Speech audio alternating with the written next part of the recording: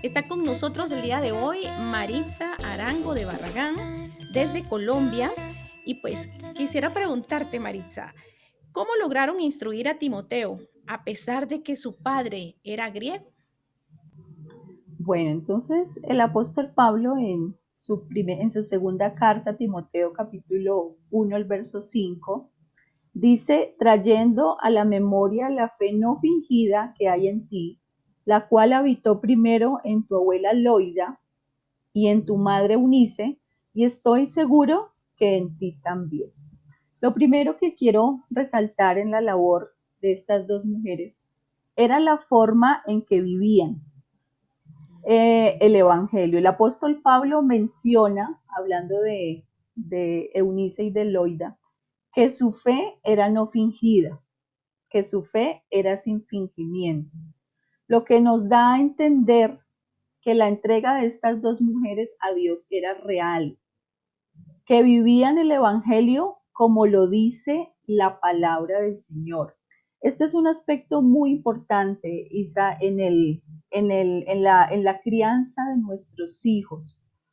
Alguna vez un predicador decía que el púlpito más importante de nosotros es nuestra propia vida, ¿verdad? No tanto el predicar, claro que de hecho debemos predicar y tenemos que predicar, es un mandato de Dios, pero nuestra predicación más fuerte son nuestras acciones, es nuestro ejemplo. Y cuando Pablo habla de la fe no fingida, de Eunice y de Loida, entonces nos da a entender que eran unas mujeres que vivían el Evangelio tal como lo dice la palabra del Señor, no a su acomodo, no a su conveniencia. Hoy lamentablemente nosotros encontramos personas que quieren obedecer solo una parte de la Biblia, ¿verdad? Nos encantan esos versos de la escritura que nos hablan de las bendiciones, que nos hablan de las promesas de Dios, pero cuando la escritura nos habla de nuestros deberes como cristianos, de lo que Dios nos pide, entonces ahí como que ya no nos gusta mucho y mejor pasamos la página.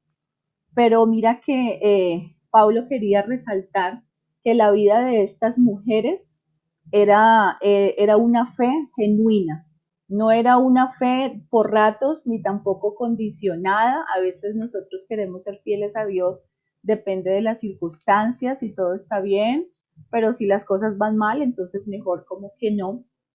Pablo también quería dar a entender que las convicciones de estas mujeres eran firmes. Y algo importante que quiero también resaltar es que su fe no era fingida, lo que nos lleva a pensar que así como se comportaban en público, así como se comportaban en la iglesia, cuando vamos a la iglesia nosotros tenemos una apariencia de piedad, ¿verdad? Vamos, adoramos, cantamos, saludamos a los hermanos con mucho amor, con mucha alegría, adoramos al Señor también con mucha alegría. Pero el comportamiento de estas mujeres, así como era frente al pastor, frente a los hermanos, frente al prójimo, de la misma manera vivían en casa, frente a su esposo que era inconverso, frente a su hijo que era Timoteo. Y nosotros los padres, algo que debemos aprender de estas mujeres, nosotros no debemos ignorar que nuestros hijos y las personas con las que convivimos en casa, ellos son los más grandes testigos de nuestras acciones y de cómo vivimos el Evangelio, de cómo reaccionamos en un momento de ira, ¿verdad? Porque es una emoción natural de todos los seres humanos. Es normal que algunas situaciones nos provoquen ira, pero la palabra del Señor dice, airaos, pero no pequéis, ¿verdad? Entonces nuestros hijos están siendo testigos de cómo nos comportamos en ese momento de ira. ¿Qué hacemos? ¿Explotamos y decimos lo que primero se nos viene a la cabeza? ¿O será que más bien nos controlamos, respiramos profundo, contamos hasta 10 y dejamos que el Espíritu Santo nos dé dominio propio y nos controlamos y más bien pensamos lo que vamos a decir para no herir a alguien?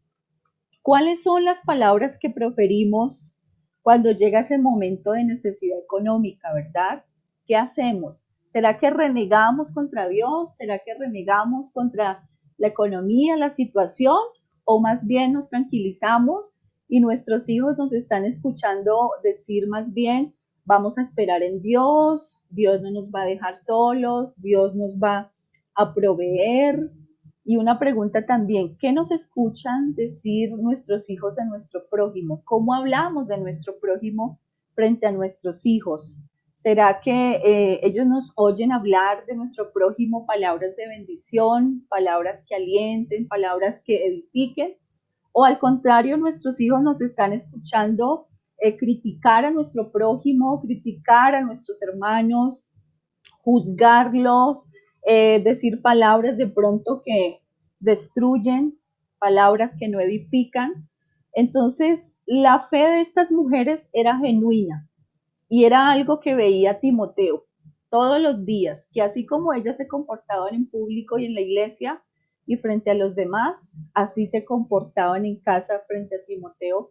Y esto era algo que Timoteo veía todos los días. Así que podemos concluir que uno de los factores más importantes al que echaron mano Eunice y Loida para criar a su hijo, aunque su esposo no era inconverso, aunque tenía de pronto otra fe, uno de los factores que usaron es que ellas vivían una fe genuina.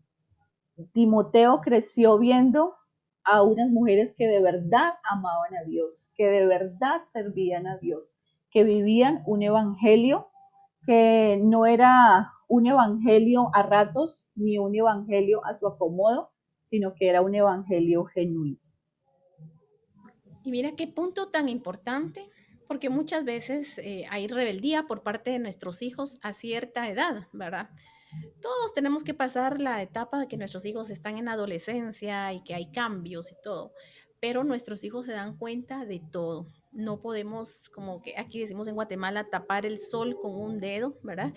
Y qué importante es entonces vivir esa fe no fingida, como dice la palabra del Señor, para que pueda haber un buen testimonio, para que sea coherente lo que decimos, lo que hablamos con nuestro testimonio.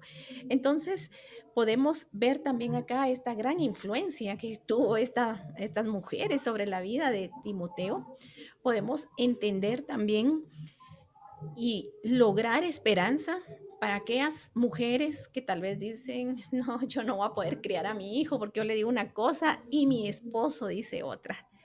Entonces, acá es donde el testimonio, no cabe duda que puede impactar la vida de nuestros hijos. ¿Qué le podrías decir tú a una esposa, a una mamá que en este momento tal vez tenga un poquito de conflicto con el esposo y por lo tanto el hijo está como que un poquito rebelde, ¿verdad? ¿Qué podrías tú decirle en este momento a ellas? Bueno, mira, Isa, justamente uno de mis trabajos dentro de la iglesia a la que pertenezco es trabajar con mujeres. Y yo quiero decirle a las mujeres que están viviendo una situación similar que no solamente podemos aprender de UNICE, sino que quiero testificarles que he conocido el caso de muchas mujeres que han vivido un caso similar al de UNICE y han logrado precisamente criar a sus hijos en el temor al Señor.